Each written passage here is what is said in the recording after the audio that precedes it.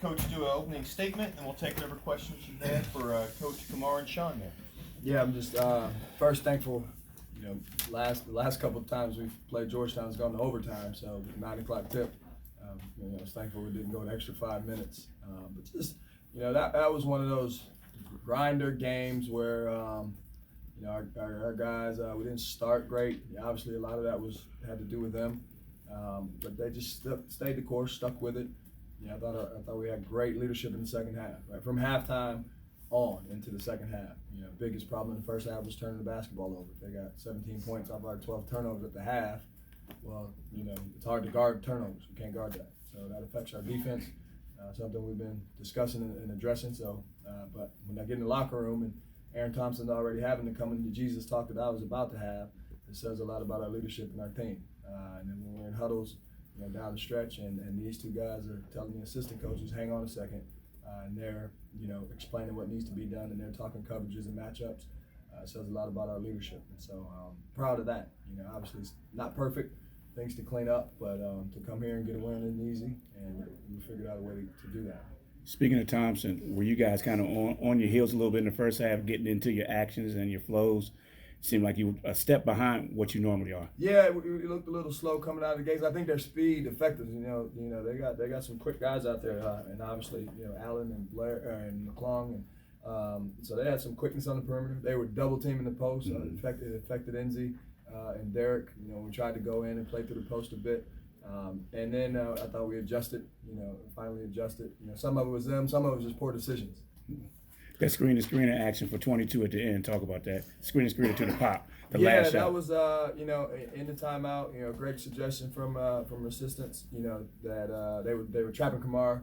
You know, we were setting it with the big guy, and so go small, and obviously Shawnee was hot, and they were going to load up on Kumar, and he made a great decision, threw it back. It was kind of his choice. You know, if they stay with Sean, he had already made a couple threes there. Take it downhill if they both go with Kumar. You know, he made the right decision throwing it back, and obviously a big shot by Shawnee. Sean, you after early in the midway through the half, you didn't shoot very many. I'm not sure you had shot for many minutes before you had that one. Did you feel like, you know, completely confident of that one? I mean, sometimes if you don't shoot for a long time, it's, you know, you're not quite in rhythm, and it's just a little weird. Yeah, I mean, it's basketball, so you don't really think about that while you're playing. And Kumar did a great job of getting me the ball. I'm in a spot where it was an easy shot, a step in three, so I felt comfortable taking it. What happened early in that half? It looked like they were, you know, devoting so much attention to Kumar. It was almost a simple play. You went to the right corner, and Kumar got doubled, and you caught it and shot it.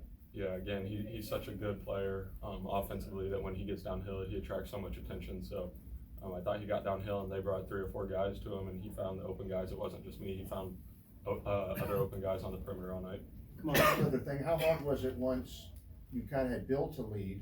Well, sometimes when you make a big comeback like that and build a lead, and then Georgetown came back and looked like they were going to overtake you, was it hard to regain your equilibrium? Not really. We just wanted to focus on the defensive end and get stops and then take care of the ball offensively. They got out in the first half and got some easy buckets because of our lack of taking care of the ball, so we wanted to make sure we were solid defensively and then taking care of it on the offensive end and getting shots that we wanted. Kumar, you had the 29 points after halftime against Marquette, another one tonight. What's allowed you to have maybe a slow first half and then kind of come back in the second half and beyond? I would just say just reading the defense, just getting adjusted, but I don't know, they just do a great job, and then second half I just kind of pick and choose my spots. So I mean, like I said, just reading defense and seeing where I can get to my spots. Kumar, that might be the fewest points that Butler's allowed in a half in the last 10 halves. I guess what allowed you guys to do that? Was it just as simple as Georgetown not getting the easy points, turnover and the free throws that they got the first half? Yeah, like Sean said, Yes, that's about that simple. Right? You throw it to them, they go lay it up. Their percentage is going to be a lot higher, and they're going to score points. So 3 turnovers in the second half. They shoot 21% because we actually have our defense set and we get to guard them.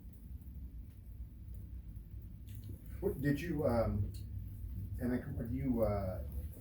do you get tired having to? I mean, you're chasing around McClung, you're chasing around Marcus Howard.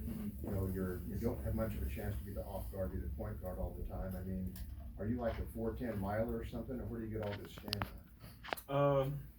Just working with our strength coach and our athletic trainer.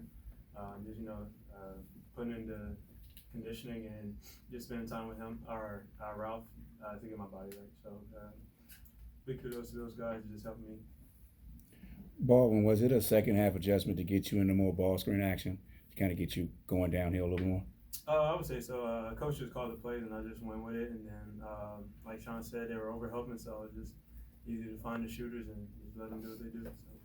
Laval, the stat line doesn't scream out, but it looked like Bryce Golden, who's actually from this area, gave you a lot of energy early in that half. I think his plus minus is pretty high, actually. Yeah, that was a huge part of it's a huge part of our team. His personality, his energy. He's an energy player. He's a motor guy. He's worked so hard over the summer to get himself in shape to be able to do that, and so that's a challenge. And obviously, they're big kids, a tough assignment. But I thought in the second half, he took the challenge from his teammates to come out and set a different tone, and we needed it. He kind of jump started us with his attitude.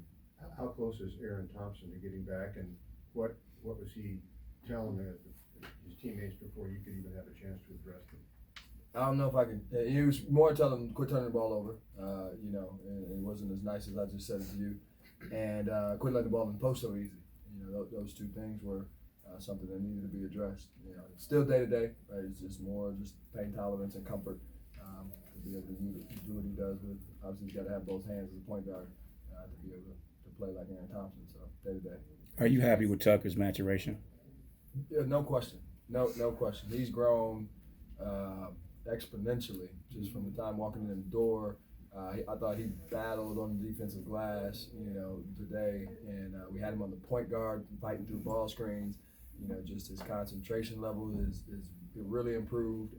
His commitment on that end of the floor was really improved, and then his poise on offense. It was like he's taking, I think, great shots, especially here since we got in the league play. Just you see a maturation in his game and in his attitude and the way he carries himself with his teammates just around campus. So yeah, he's grown up quite a bit. Laval, Kamar, can I ask you, because Sean will deflect this, how is Sean getting so many defensive rebounds? I mean, he's like third, fourth, fifth in the league, and I think before this year started, that would have been perceived as a peculiar statistic. Yeah, he's a tough kid. It's like when the game is on the glass in this league, and you got to have guys. A lot of times our bigs are in there, and Georgetown is he's an elite. He had 5 offensive rebounds tonight, so our big guys are just trying to hold those guys out, and so somebody's gonna come flying in. And obviously Shawnee's not on the bigger matchups a lot this year, so that helps. But he's got a nose for the ball, and he's got big offensive rebound tip-ins, and he'll go get it on defense as well. Kamar, you think that block was goaltending there at the end? No, sir. Good answer. We'll end on that.